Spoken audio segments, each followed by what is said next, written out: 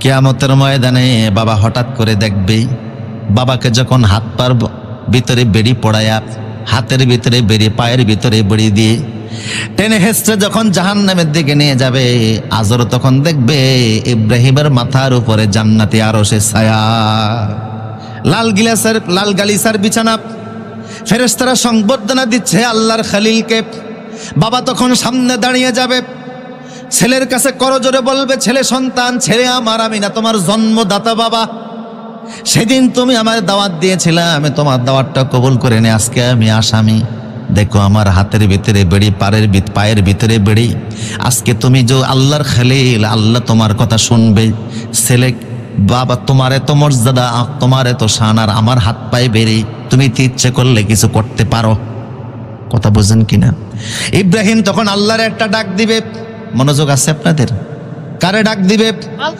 আল্লাহরে বলবে, আল্লাহ তুমিও আমাকে সঙ্গে ওয়াদা করেছো, লা ইয়াখজিনি ইয়াউমাল কিয়ামা, তুমি আমাকে বলেছো কিয়ামতের ময়দানে আমাকে অপমান করবা না, লজ্জিত করবা না, আমার শরম দিবা না।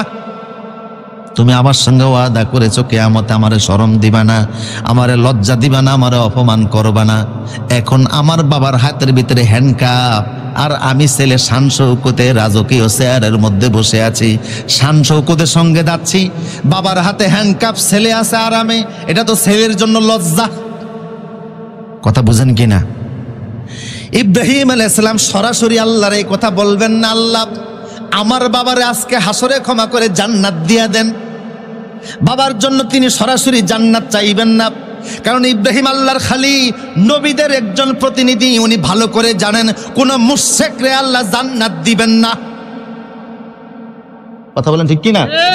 এটা তো তাওহীদবাদী ইব্রাহিমের জানারই কথা।